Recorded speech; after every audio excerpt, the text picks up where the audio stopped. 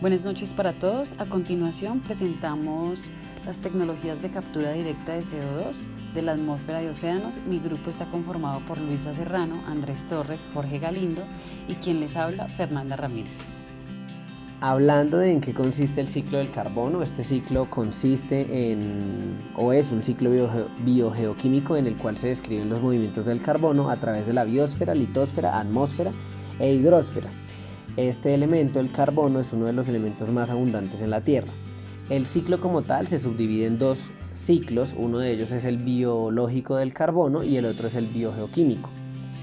En el primero, en el ciclo biológico del carbono, lo que vamos a encontrar es que la biosfera regula los intercambios con la atmósfera a través de la fotosíntesis, haciendo la retención del carbono, y en la otra, que es la fase de respiración, haciendo la devolución del carbono, mientras que para el ciclo biogeoquímico es donde se controla el intercambio de CO2 a través de la biosfera y el resto de los subsistemas. Ahora, hablando del ciclo del carbono, este está compuesto por tres etapas. La primera es la producción del carbono, donde en la biosfera exhala en el proceso de respiración dióxido de carbono y algunos procesos de descomposición fermentativa expulsan dióxido de carbono y metano.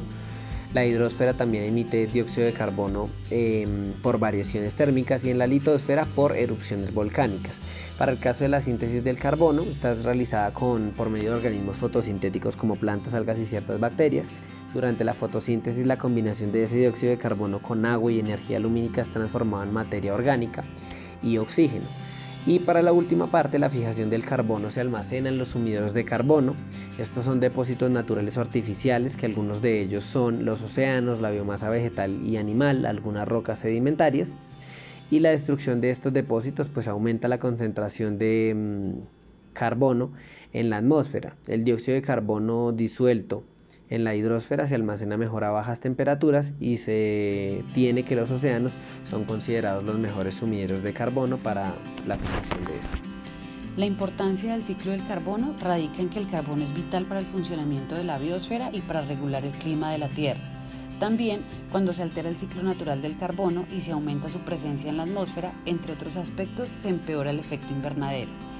Influye en los procesos cruciales de la vida como la fotosíntesis, la respiración y contribuye a la formación de los combustibles fósiles e impacta el clima de la Tierra. Entonces, tenemos que para la captura y el almacenamiento del CO2 se ha reconocido como una pieza clave para la reducción de las emisiones. También, digamos que es una de las técnicas que podrían utilizarse para reducir las emisiones de CO2 provocadas por las actividades humanas. Esta técnica podría aplicarse para aquellas emisiones que provengan de grandes centrales eléctricas o plantas industriales. La captura y el almacenamiento de dióxido de carbono consta de tres fases. Captura, la cual es donde se separa el dióxido de carbono en la corriente de gases, la cual es la fuente de emisión. Se puede realizar antes, durante o después de la combustión. Tenemos en cuenta la concentración, la presión, la temperatura, tipo de combustible empleado y el volumen. Esta tecnología solo puede capturar gases provenientes de fuentes fijas. En el transporte, para esta fase es necesario que el gas sea comprimido con el fin de reducir su volumen para facilitar su transporte. Aquí se realiza su respectivo almacenamiento, se traslada por medio de tuberías o gasoductos. También se puede transportar en buques o camiones cisterna.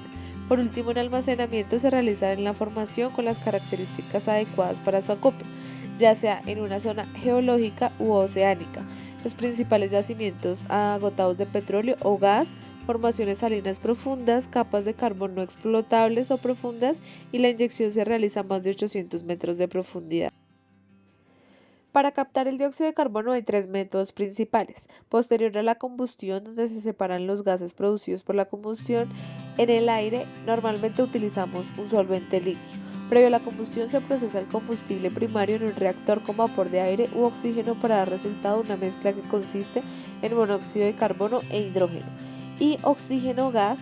Se utiliza oxígeno en lugar de aire para la combustión del combustible primario con el fin de producir un gas de combustión compuesto por vapor de agua y dióxido de carbono. Se requiere separar primero el oxígeno del aire. Sectores industriales y procesos generadores de dióxido de carbono. Los sectores industriales son grandes contribuyentes en cuanto a gases de efecto invernadero, en especial el dióxido de carbono. el cual es el mayor causante de calentamiento global. Actualmente, como el mundo es globalizado y la industria no le pone un alto a los procesos que más contaminan, esto se da porque estas industrias representan el Producto Interno Bruto de cada país, el cual es el valor monetario de los bienes y servicios producidos en un periodo de tiempo determinado, y sirve como indicador para medir la competitividad tanto de las empresas como de los países.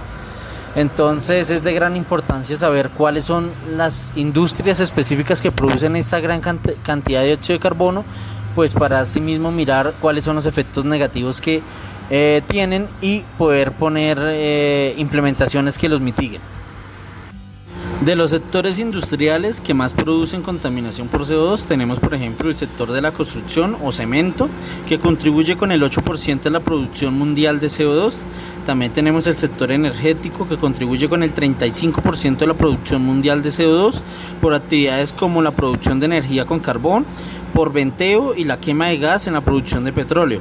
También tenemos el sector transporte, que contribuye con el 24% de la producción mundial de CO2, y por último el sector de la moda y de alimento, que componen el listado de industrias que más producen CO2. A continuación se relaciona la bibliografía consultada. Esperamos haya sido clara la información. Muchas gracias para todos.